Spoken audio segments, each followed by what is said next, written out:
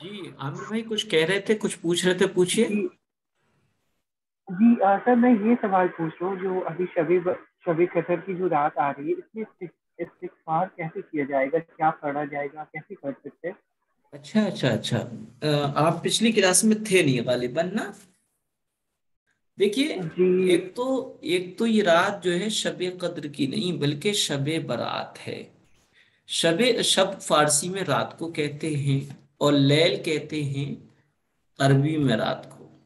تو شب برات جی شعبان کے مہینے میں ہوتی ہے، اور شب قدر رمضان کے آخری عشرے یعنی آخری 10 دنوں میں طاق رات یعنی 21، 23، 25، 27، 29 کی 5 راتیں۔ تو شب قدر 5 راتیں ہیں، اور شب برات صرف ایک رات ہے جو شعبان کی 14 تاریخ کو پڑتی ہے۔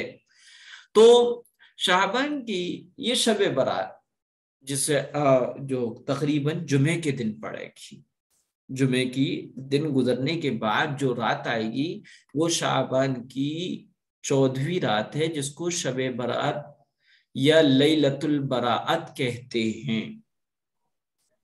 بعض لوگ اس رات کا سرے سے انکار کرتے ہیں اور یہ کہتے ہیں اس کی کوئی فضیلت نہیں۔ بعض لوگ کہتے ہیں کہ اس کی بہت فضیلت ہے، چنانچہ فرض کا اہتمام نہ کرنے والی قوم اور فرضوں کو دھڑلے سے چھوڑنے والے نوجوان گھر سے پاک ہو کر غسل کر کے گھر والوں کو یہ وعدہ کر کے آتے کہ ہم مسجد جا رہے ہیں، وہاں نفلیں پڑھیں گے، اور پھر وہ روڈوں پہ گھومتے ہیں۔ بہرحال تو اول طریقہ یہ سمجھ لیا، اللہ تعالیٰ کو عبادتیں اتنی محبوب نہیں ہیں جتنا اللہ اپنی نافرمانیوں سے بچنے کو پسند فرماتا ہے، یعنی گناہوں سے بچنا اللہ کے یہاں زیادہ محبوب ہے۔ حضرت عبداللہ بن عباس رضی اللہ تعالیٰ عنہ اللہ کے رسول کے چچیرے بھائی ہیں، ان سے کسی نے معلوم کیا کہ ایک وہ شخص جو بہت عبادت کرے اور ساتھ ساتھ گناہ بھی کرتا رہے، ایک وہ شخص جو عبادت تو زیادہ نہیں کرتا لیکن اپنے آپ کو گناہوں سے بچاتا، آپ کے نزدیک کون بیٹر ہے؟ تو حضرت عبداللہ ابن عباس نے فرمایا، میرے نزدیک گناہوں سے بچ جانا یہ زیادہ بہتر ہے نفل عبادتوں کے زیادہ کرنے والے کے مقابلے۔ اب یہ سمجھیے گا، یہ نفل عبادت یہ ٹونک ہے، اور جو گناہوں سے بچنا یا گناہوں کو کرنا یہ زہر ہے۔ اب کوئی بندہ صرف جو ہے ٹونک بھی کھائے، ہیلتھ ٹونک یوز کرے اور زہر بھی ساتھ میں کھائے، تو کوئی بھی بندہ یہ نہیں کہے گا کہ اس کی ہیلتھ بنے گی، صحت بنے گی، بلکہ یہ کہیں گے یہ تو بیکار ہے، سب بیکار ہے، کیونکہ یہ زہر کھا رہا، یہ ایک ایسی چیز کھا رہا جو اس ہیلتھ ٹونک کو بھی کے اثر کو بھی قبول نہیں کرے گا۔ تو نفل عبادتوں کے ساتھ گناہ بھی کیے جائیں تو بیکار ہے۔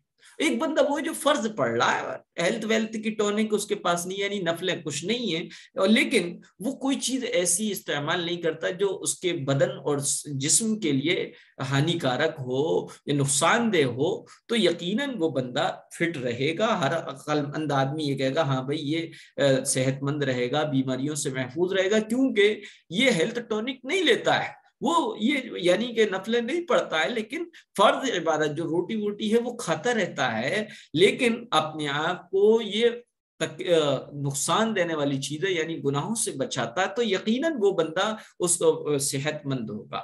تو جب آپ نے یہ مثال سمجھ لی تو اب سمجھیے گا، شب برات میں اجتماعیت کے ساتھ محلے کی مسجدوں میں نماز پڑھی جائے، اور بعض جگہ تو بھئی صلاۃ التسبیح کی بھی جماعت کر ڈالتے ہیں، حالانکہ نفل نماز جماعت کے ساتھ منع ہے۔ اپنے طور پہ گھر پہ پڑھیں، گھر پہ پڑھیں گے تو سب لوگوں کا ایک ماحول بنے گا، اور دوسرا یہ کہ سب کے بارے میں پتہ لگ جائے گا۔ اب پتہ چلا گھر میں مرد جو تھے وہ مسجدوں میں آ گئے، گھر کی عورتیں خواتین یا تو سو رہی ہیں یا دوسرے ایسے گناہوں کے کاموں میں لگی ہوئی ہیں، تو اولن تو جاگنا ضروری نہیں ہے۔ اگر آپ نے عشاء کی نماز جماعت سے پڑھی اور پھر صبح اٹھ کر فجر کی نماز جماعت سے پڑھ لی تو آپ کو پوری رات عبادت کرنے کا ثواب ملے گا. لیکن اگر آپ نے پوری رات نفلیں پڑھی اور فجر کے وقت سوتے رہے تو ایسا ہے جیسے ہیلتھ ٹونک کھا لیا اور جو اصل چیز تھی یعنی فرض اس کو چھوڑ دیا. تو یاد رکھیے گا جو بھی عبادت ہو، عبادت کوئی خاص مخصوص نہیں ہے. بہتر یہ اپنی زندگی کی قضا نمازیں پڑھیں، جو بھی پڑھیں گھر پہ پڑھیں، کیونکہ اخلاص جب ہی آئے گا. اس کو کاؤنٹ نہ کریں کہ میں نے اتنی رکعتیں پڑھی، صلاۃ التسبیح پڑھے، قرآن کریم کی تلاوت کر لے، دینی کتاب کو اسٹڈی کر لے، کوئی مسئلہ سیکھ لے، کوئی مسئلہ کسی کو بتا دے جو آپ نے اب تک کلاس میں پڑھا ہے، اگر آپ اللہ کی قسم دوسروں کو بتا دیں تو یہ بھی بہت بڑی عبادت ہے. تو عامر بھائی سمجھ میں آ گیا آپ کے؟ جی بالکل مجھے سمجھ میں آ گیا، بہت بہت شکریہ. اور میرا ایک سوال ہے سر کہ جی یہ مطلب جب کہیے. روزہ بھی ناخن اور شیونگ کر سکتے ہیں؟ جی روزہ بھی ناخن کاٹ سکتے ہیں؟ ہاں، روزہ جو ہے یہ بھی ناخن مستحب ہے. کاٹ. اگر روزہ سنت نہیں ہے بلکہ مستحب ہے. مستحب روزہ جس کو رکھنے پر ثواب ہو، نہ رکھنے پہ کوئی گناہ نہ. تو 15ویں شعبان کا روزہ اس اعتبار سے مستحب ہے کہ یا تو کسی بندے کی عادت ہے 13 14 15 یعنی جو اسلامی مہینے کی 13 14 15 تاریخ کو اللہ کے رسول روزہ رکھتے تھے، اس نیت سے وہ روزہ رکھ رہا ہے تو 13 کا بھی رکھا، 14 کا بھی رکھا، 15 کا بھی رکھے، یعنی جمعرات کا بھی رکھے، جمعے کا بھی رکھے، سنیچر کا بھی رکھے تو یہ سنت بھی ہو جائے گا. اور 15 کے روزے کا 15 کا روزہ ہی رکھنا ہے تو رکھ سکتے ہیں روزہ مستحب، لیکن اس قدر اس کو ضروری سمجھنا کہ نہ رکھنے والوں کو بہت گھٹیا نظر سے دیکھنا یہ مناسب نہیں ہے. جی عمر بھائی. جی مفتی صاحب وہ 10ویں سے مسئلے مفسدات کے تھوڑے ریپیٹ کروا دیجیے.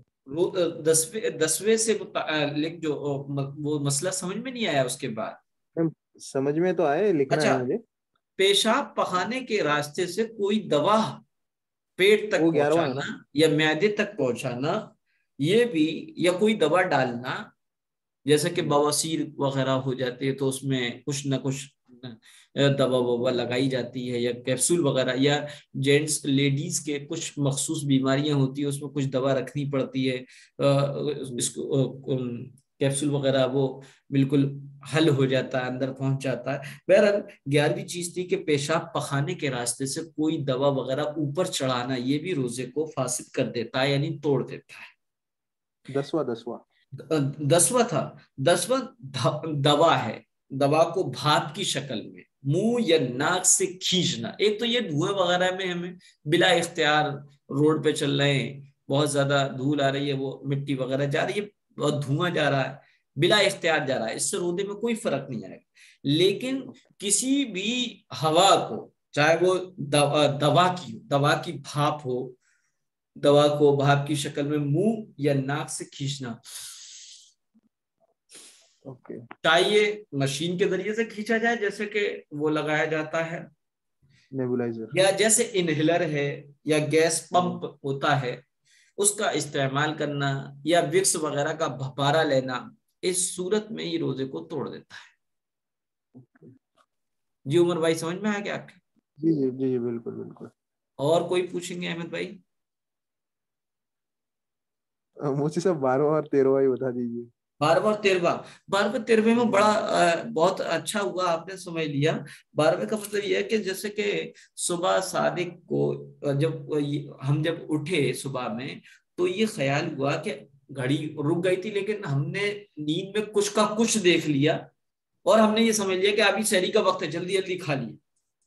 لیکن پھر بعد میں گھڑی پہ نظر پڑی یا لوگوں سے پوچھا تو پتہ یہ چلا کہ ہماری گھڑی ہی رکی ہوئی تھی، یا جو ہے مسجد سے اعلان ہو گیا تھا کہ سحری کا وقت ختم ہو گیا، ہم نے جو ہے یا ہم نے سحری کر لی، یعنی سحری کے وقت کے ختم کے بعد ہم نے سحری کی اور پھر ہمیں کسی طریقے سے یہ معلوم ہو گیا کہ ہماری سحری وقت پہ نہیں ہوئی بلکہ وقت کے بعد ہوئی ہے، تب بھی ایسی صورت میں روزہ نہیں ہوگا، دوبارہ روزہ رکھنا پڑے گا.